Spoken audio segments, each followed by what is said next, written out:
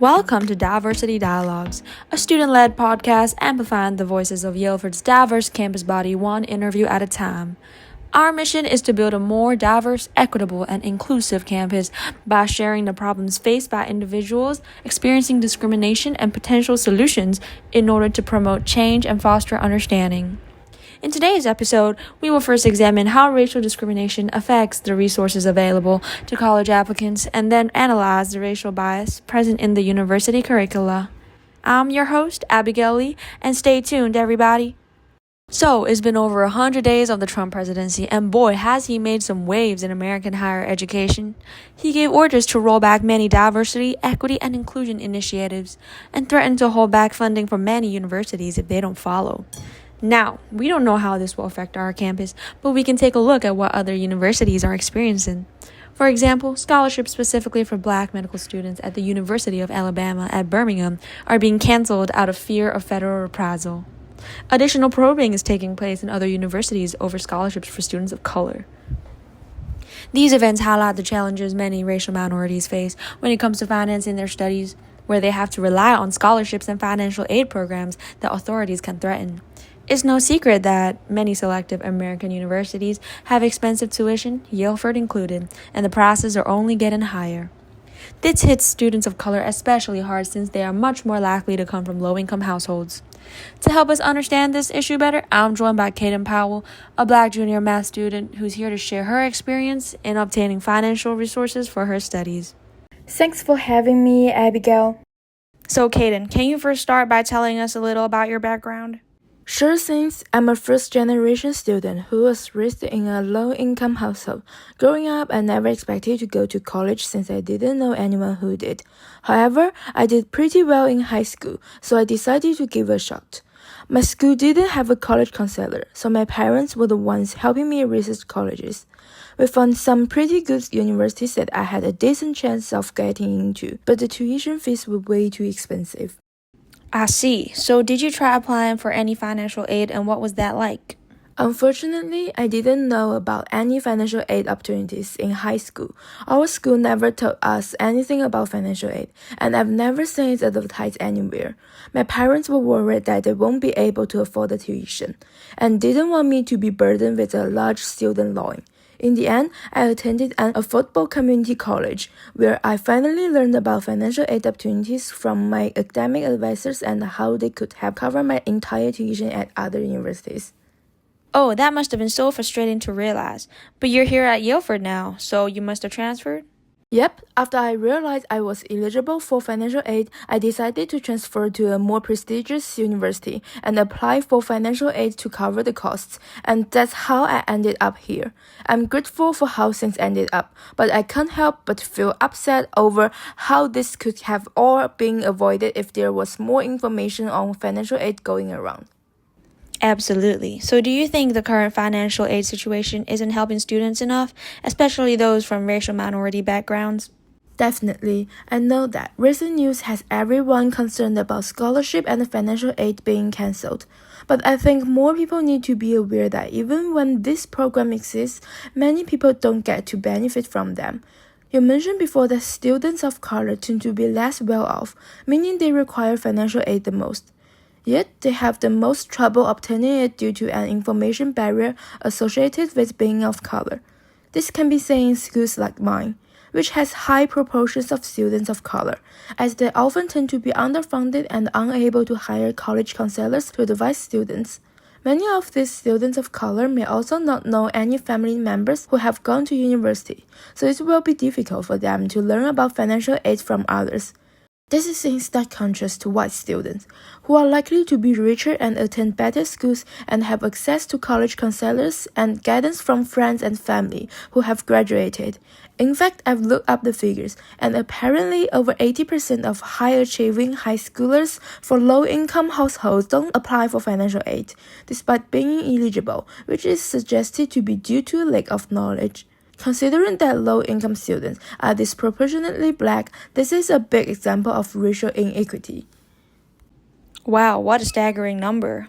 Yep, and I just think it would be so much better if there were a widespread effort to increase awareness for financial aid opportunities so that high-performing students of color like me won't miss out on good universities due to cost concerns. This financial barrier is a major example of racial bias preventing low-income students of color from attending their dream universities, and the sooner it is removed, the better. I completely agree. Do you have any idea in mind on how to improve the current situation then? Well, me talking about the financial aid on this podcast is one solution, but other methods could involve universities, government agencies, and NGOs raising awareness about financial aid opportunities on social media, such as by running advertisement and public awareness campaigns. They can also set up partnerships with underfunded, primarily non-white schools to set up workshops and seminars that directly inform students. Informed students can also share their knowledge with their friends and siblings, amplifying the effect. These sound like great solutions. How do you think these solutions will help address racial discrimination in universities? Well, I believe that solutions I propose can effectively address a major component of the discrimination in universities, which is that racial minorities are often prevented from entering them in the first place. In this case, the problem is a financial barrier exacerbated by a lack of information to overcome it. As more students of color become aware of financial aid opportunities and learn how to fund their studies, the number of them applying to prestigious and expensive universities is likely to increase. Ultimately, this will reduce the racial inequality between white and non-white students, as the playing field is leveled and everyone can attend the university they deserve without worrying about cost. Sounds like a promising future. So, before we wrap up this segment, do you have anything to say to our listeners? I just hope that my story helps anyone who is struggling to pay for their studies. This is a wide range of financial aid available, and all you need to do is to do a bit of research and find it. If you know anyone who is concerned about being unable to attend universities due to budget concerns, please share this message with them. Thank you, Kaden, for offering your perspective on the struggles of accessing financial aid for students of color. I hope this message can help as many students as possible afford their dream university. I hope so too. Thanks for having me. Before we dive into the next interview, we would like to promote Yaleford's Cultural Immersion and Exchange program, who has sponsored this segment. By spending a semester abroad, you can meet others from diverse backgrounds, helping you build cultural intelligence and broaden your horizons. After returning to campus, you can use your experience to combat stereotypes, promote intercultural exchange, and help create an inclusive student body that appreciates diversity. The application opens on June 20th, so make sure to check your emails for updates and new information. Okay, so moving back to our interviews, we would now like to explore another critical resource for university applications, which is academic resources. To help us better understand the racial inequality associated with it and how to address it, we will interview Professor Martin Lloyd, who is here now to discuss how AI can help better provide academic resources for racial minority students. Hi, Abigail. Thanks for having me. So, Professor, can you elaborate on the challenges students of color face in accessing academic resources? Absolutely. So, as mentioned by your earlier guest, schools with a high population of students of color tend to be pretty underfunded. And this can be due to redlining, where racial minorities are forced into neighborhoods with less money to fund their schools, or direct systematic bias in school funding. Now, this lack of cash means that these schools have fewer resources for the students' college preparations.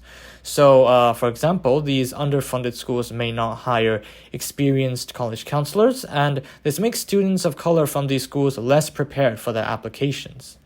And additionally, talented students without counselors might not apply to prestigious universities because they don't realize the importance of attending them. Wow, that sounds like a really unfair disadvantage. So do you think there are any more problems faced by these students of colors? Unfortunately, yes. So the underfunded schools that they attend may lack access to college-level coursework like AP.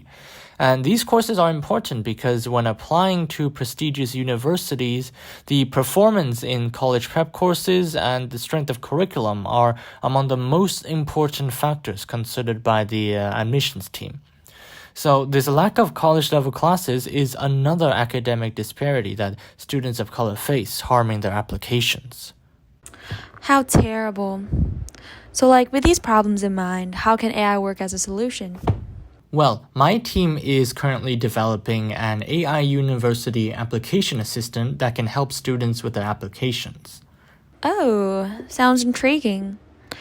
How would this AI application system work then? So, the AI would be available for free online and be promoted in underfunded schools that lack college counselors. So, students would be able to enter their queries into the AI to receive personalized advice on choosing universities, the application process, interviews, essay writing, etc. The students' academic and extracurricular portfolios will also be uploaded onto the website to provide the AI with, personal context. Okay, that sounds useful and convenient. What about lack of college level classes? How will AI be used to solve that problem? So for college level classes such as AP, there's already many online resources, but it may be difficult for students to self-study these without teacher guidance. Therefore, I think pairing these resources with AI tutoring can help students learn better. Currently, my team is developing an AP specialized AI tutor program that can guide students through the online learning material, assign questions, and provide personalized feedback. And this can allow minority students to experience otherwise inaccessible AP classes to boost their academics. I wish I had access to something like that in high school. So, Professor, how do you think the two solutions you are developing can tackle racial discrimination? So through these solutions, we can tackle the discriminatory handicap on the academic resources of students of color, which contributes to the disproportionately low enrollment in selective universities. Allowing these students to access quality guidance and education can give them an equally good academic portfolio as white students for applications, which can close the racial gap and increase the number of racial minority students in top universities. Wow, it's great to hear how technology can be used innovatively to tackle these racial inequalities. So, before we move on to the next segment, Professor, do you have anything more to say to our audience? Well, I hope this interview helped raise awareness of the struggles students of color face in their applications. And I've explored how AI can address this problem, but you as audience members can help too, whether it's by mentoring younger students for their applications or tutoring them on AP courses in your spare time.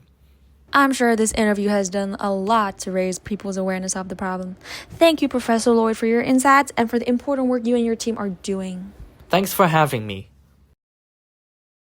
Right, before we begin the next interview, we have a sponsor from Yaleford Student Equity Council, who has created the website diversityhubyu.com, a student-led, DEI-centered website they'd like us to promote. This website features a media archive where you can access and share documentaries, TV shows, and books featuring racial minorities and exploring racial issues. It also has an inclusivity forum to socialize with students from diverse backgrounds and learn about their identities. The forum is also a safe space for students to discuss race-related topics on and off campus. You can also catch up on DEI-related campus events through blog posts and an events calendar. Be sure to check out diversityhubyu.com if you want to digitally learn about the diversity of our student body and reduce your biases.